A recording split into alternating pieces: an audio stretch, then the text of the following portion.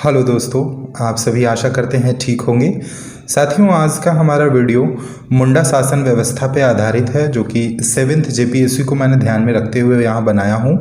और जो पीटी है उसका नोटिफिकेशन बहुत ही जल्द आएगा। और आप सभी से मैं रिक्वेस्ट करता हूँ आप मेरे चैनल पे कंटिन्यू बने रहें, क्योंकि एक मैराथन के तौर पे मैं हर एक चीज़ को यहाँ पे पेपर 2 जो है पीटी का, जो कि झारखंड से रिलेटेड है, उसको हम यहाँ पे कवर करेंगे। तो चलिए सबसे पहले हम लोग मुंडा शासन व्यवस्था को समझते हैं। देखिए, यहाँ पे मैंने एक तरफ पद लिखा है और एक तरफ कार्य क्षेत्र लिखा है। कहने का मतलब है जो कार्य क्षेत्राधिकार है उसको मैंने यहाँ पे समझाने का प्रयास किया है। साथियों, आप चाहें तो इसका स्क्रीनशॉट आराम से ले सकते हैं आप सब। और अब चलिए इसको हम लोग अच्छे तरीके से समझते हैं।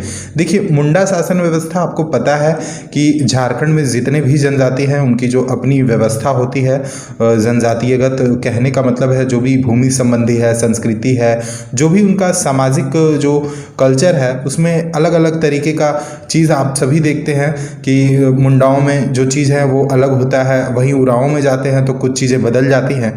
तो उसी चीज़ में जो जेपीएससी है वो अपने जो सिलेबस है उसमें मुंडा शासन व्यवस्था, मुंडा मानकी शासन व्यवस्था, या फिर कहें कि पहाड़ा पंचायत शासन व्यवस्था, या फिर ढोलको सोहोर, इन सारे चीज़ों को अपने अध्ययन में वो सिलेबस में डाला है। और हम सभी को इसका अध्ययन अच्छे तरीके से करना है।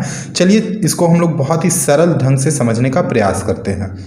देखिए, यहाँ पे मैंने इसे छोटा बनाया है और आगे जाके ये बड़ा मैंने कर दिया है, और इसे मैंने यहाँ पे बड़ा करते हुए आगे छोटा किया है। कहने का मतलब है कि गांव जो है वो है कि उसका प्रधान मुंडा कहलाता है, गांव का जो प्रधान होता है। तो गांव एक छोटा स्तर पे हो गया, तो इसलिए उसके प्रधान को मुंडा कहेंगे हम लोग। साथियों, मैं आपको बता दूं, अन्य शासन व्यवस्था जब हम लोग पढ़ेंगे तो उसमें देखेंगे कि जो गाँव का प्रधान होगा वो महतो कहलाएगा या फिर कुछ और कहलाएगा। तो आपको ध्यान रखना है, क्वेश्चन ऐसा भी पूछा जा सकता है कि मान लें कि जो पहाड़ा पंचायत शासन व्यवस्था है उसमें जो उराओं की जो शासन व्यवस्था है उसमें गांव के प्रधान को क्या कहते हैं, तो महतो कहते हैं। साथियों, आपको मैं इसके विषय में भी अलग से वीडियो बना कर डालूंगा। आप अभी फिलहाल हम लोग मुंडा शासन व्यवस्था को समझते हैं। ग्राम पंचायत है मान लें, तो ग्राम पंचायत के प्रधान को हाथू मुंडा कहेंगे। वहीं पहाड़ा पंचायत का जो प्रधान रहेगा उसे मानकी कहेंगे। इसको हम लोग डबल रिपीट भी करके अच्छे तरीके से याद कर लेंगे दोस्तों अभी ही।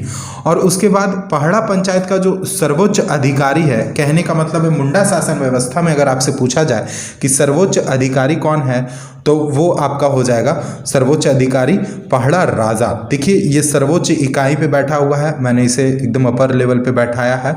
आपको मैं बता दूं, मुंडाओं का जो पद होता है वो वंशानुगत होता है। और मुंडाओं कहने का मतलब है जो गांव का प्रधान है उसका पद जो है वो मुंडा जो है वे वंशानुगत पद होते हैं। और जो पहाड़ा पंचायत के प्रधान मानकी हैं वे वंशानुगत पद होते हैं। वंशानुगत दोस्तों कहने का मतलब ये है कि मान लें कि पिता अगर मानकी है या पिता अगर मुंडा है तो उसका जो पुत्र होगा वो जाके मुंडा बनेगा, उस गांव का कहने का मतलब है प्रधान बनेगा या फिर मानकी बनेगा, जिस तरह का जिसका अपना पद रहेगा। साथियों, मैं आपको यहाँ बता दूं, मुंडा कहने का मतलब ही होता है कि विशिष्ट व्यक्ति या सर्वश्रेष्ठ व्यक्ति अपने गांव का। तो इसी तरीके से जब आपको मैं यहाँ पे एक चीज़ और बता दूं कि पहाड़ा पंचायत का जो सर्वोच्च अधिकारी है पहाड़ा राजा, आपको बता दूं ये हर तरीके का जो जितना भी विवाद होगा उसको सॉल्व करने का काम करता है। और इनके जो अन्य अधिकारी हैं, पहाड़ा के जो प्रमुख अधिकारी हैं वो आपके कुंवर हैं, लाल हैं, फिर कारतो हैं, ये कुछ अन्य पद हैं मुंडा शासन व्यवस्था में।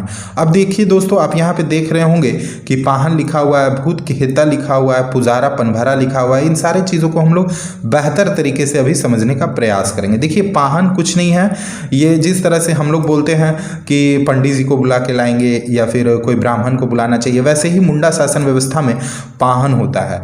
और वे क्या होते हैं कि धार्मिक प्रधान होते हैं। साथियों, मैं आपको बताऊँगा एक चीज़ कि आप मेरे चैनल को सब्सक्राइब ज़रूर कर दें। ये जो रेड वाला बटन आप देख रहे हैं साइड में, उससे आप लड़ाई कीजिए, झगड़ा कीजिए, कुछ भी कीजिए, लेकिन बस सब्सक्राइब हो जाना चाहिए दोस्तों। अब यहाँ पे भूत खेता है।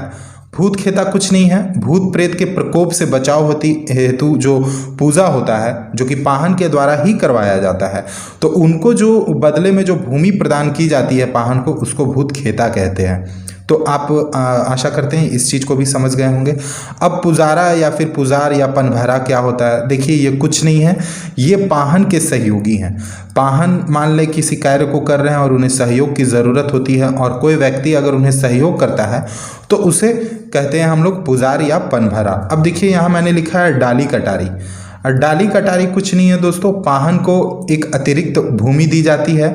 उनके मान लें कि किसी भी तरह का उन्होंने कार्य किया है जो कि पूजा से संबंधित है, आप सभी जानते हैं, इसे पढ़े भी होंगे, तो उनसे संबंधित जो उनको दिया जाएगा भूमि, उसको डाली कटारी भूमि कहते हैं। चलिए इसको फिर से हम लोग रिपीट कर लेते हैं और कुछ अन्य चीज़ जो होगा उसको भी हम लोग देख लेंगे।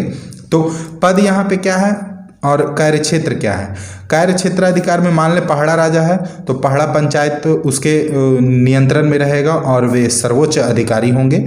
और मानकी क्या है, तो ये पहाड़ा पंचायत का ये प्रधान है।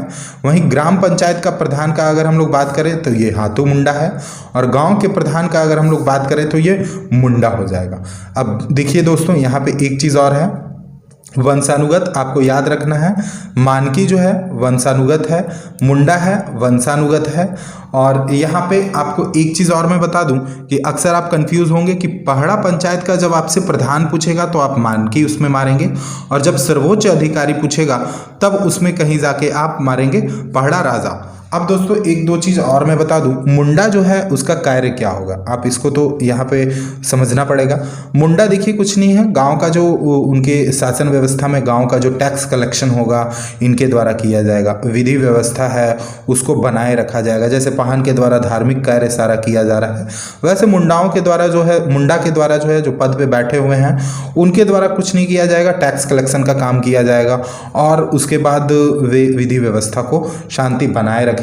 अब मान लें कि दो गांवों के बीच में किसी तरह का मतभेद हो गया तो हाथू मुंडा उसको सॉल्व करेगा, और अगर दो या दो से गांव जब अधिक हो जाएंगे और उनका कुछ विवाद है तो उसको मानकी जो है सो कि सॉल्व करेगा। और मान लें इनसे भी कुछ नहीं होता है, नहीं बन पाता है, तब जो पहाड़ा राजा होते हैं अंतिम निर्णय देते हैं अपना, और वे जो निर्णय है सभी लोगों के द्वारा मान्य होता है। तो आशा करते हैं साथियों आपको यह वीडियो अच्छा लगा होगा। आप कमेंट सेक्शन में ज़रूर बताएं कि मैं आगे भी वीडियो इस तरह का अपलोड करते रहूं, और आपको यह वीडियो कैसा लगा ये हमें बताएं। वीडियो को दोस्तों आप शेयर कर दें। देखिए अभी ये स्टार्टिंग वीडियो है, अभी जीपीएससी जैसे ही आता है नोटिफिकेशन उसके बाद सारे लोग तैयारी में लग जाएंगे, और आपकी तैयारी को एक कहें कि आधार देने का कार्य मेरे द्वारा किया जा रहा है। आप सभी सपोर्ट करें और मेरे चैनल को सब्सक्राइब कर दें। जो नेक्स्ट हम लोग पढ़ेंगे वो पहाड़ा पंचायत शासन व्यवस्था उरांव से जो रिलेटेड है उसको हम लोग पढ़ेंगे। और दोस्तों मैं एक बात और बता दूं, आप अपने तरीके से जो भी पढ़ते हैं पढ़ते रहें, लेकिन यहाँ पे जो मैं कर रहा हूँ कि एक आपको बेस देने का काम कर रहा हूँ। मान लें कोई टॉपिक आपको नहीं समझ आ रहा है तो आप हमारे वीडियो के माध्यम से समझ सकते हैं, और यहाँ पे अन्य भी चैनल पे वीडियो अवेलेबल है, आप उसे भी देखें। आपको जो भी समझ में आए बेहतर वो ज़रूर करें। तब तक के लिए धन्यवाद। आप सभी का दिन शुभ हो।